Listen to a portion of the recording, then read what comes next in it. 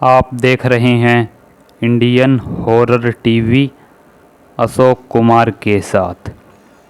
तो आइए दोस्तों, शुरू करते हैं आज की कहानी। राहुल, कबीर और महेश, ये तीनों लड़के तकरीबन 25 से 30 साल के हैं और तीनों साथ में ही पढ़ते हैं। एक बार की बात है कि ये सभी दिल्ली के सबसे हॉन्टेड वन संजय वन में जाने का फैसला करते हैं, वो भी रात के 12 बजे। सभी दोस्त अपनी कार से दिल्ली की तरफ निकल जाते हैं और संजय वन में शाम को जाना वर्जित है, इसलिए उसका मेन गेट बंद हो जाता है शाम 6 बजे ही। परंतु वह जंगल काफ़ी बड़ा होने के कारण उसके पीछे के भी कई रास्ते हैं। सभी दोस्त पीछे के ही किसी रास्ते से उसके अंदर घुस जाते हैं। गाड़ी वह बाहर ही खड़ी कर देते हैं क्योंकि वह आगे नहीं जा सकती थी। वे सभी अब अंदर थे और उन्हें एक खाली मैदान दिखाई दिया।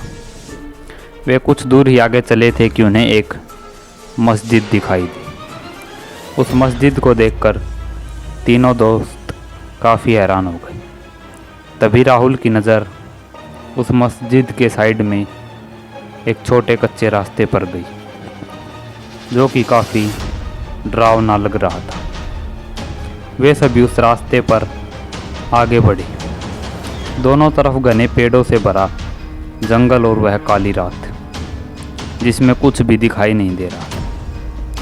उन तीनों की टॉर्च वहीं पर उजाला कर रही थी। टॉर्च के थोड़े उजाले में वह सभी आगे बढ़ रहे थे कि तभी उन सब के होश उड़ गए और सभी एकटक सामने देखने लगे। उनके सामने एक कब्रिस्तान था जिसमें काफ़ी कब्रें थी। वे उन कब्रों को देखकर थोड़े ही डर गए थे और राहुल ने कबीर और महेश से वापस जाने को कहा, परंतु वे दोनों नहीं माने और वे उस कब्रिस्तान के अंदर चले गए।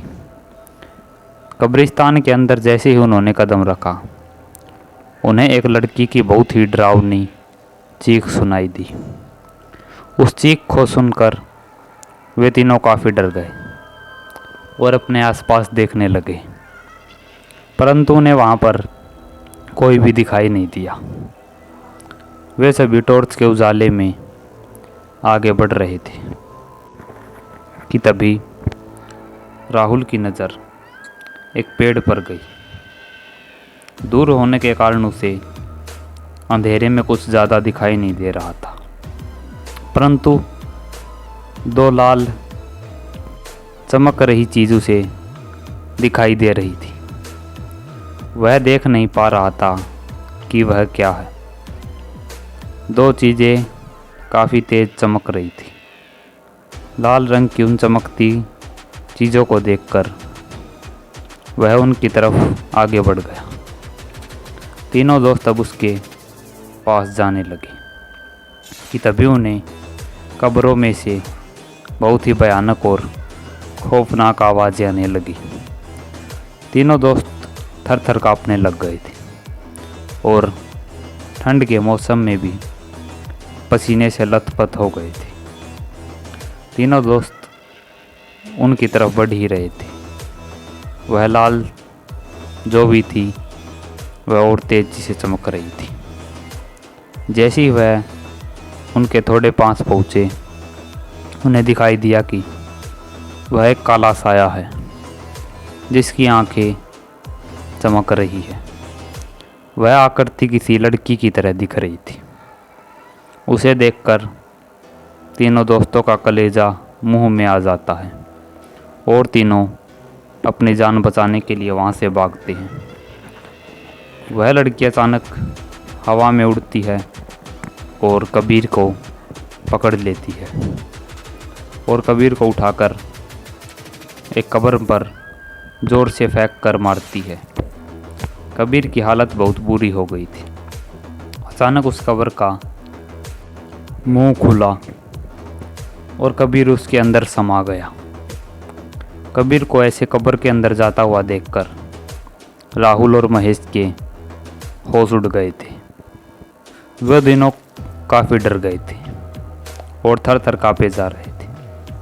वह अपनी पूरी जान लगाकर वहाँ से भागे, परंतु वह औरत उनके पीछे बहुत तेज़ स्पीड से भागी और उसने राहुल की गर्दन पकड़ ली और उसे अपने साथ तकरीबन 20 फुट ऊपर उठा दिया और राहुल की मुंडी पकड़कर इतनी तेज़ी से नीचे लाने लगी कि राहुल का मुंह मिट्टी में धंस गया और राहुल की तड़प तड़प कर वहीं मौत हो गई।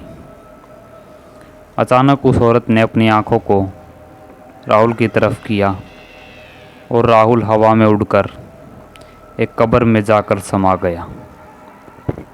यह सब देखकर महेश के होश ठंडे हो गए थे। वह डर के मारे वहाँ से हिल भी नहीं पा रहा था।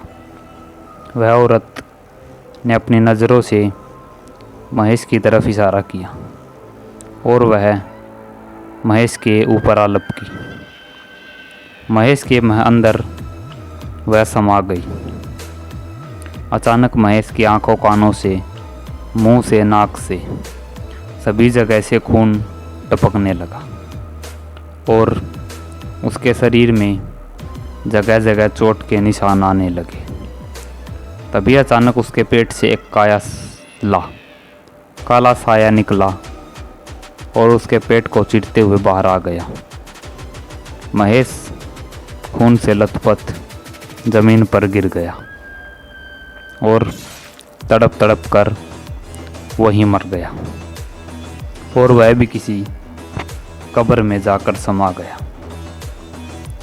अगले दिन जब पुलिस ने देखा तो उन तीनों दोस्तों की कार के सिवाय वहाँ पर कोई नहीं था।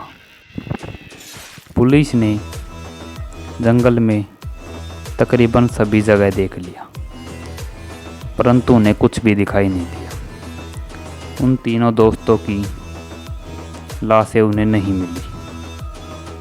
तो दोस्तों, आज की कहानी में बस इतना ही। आप देख रहे हैं इंडियन हॉरर टीवी।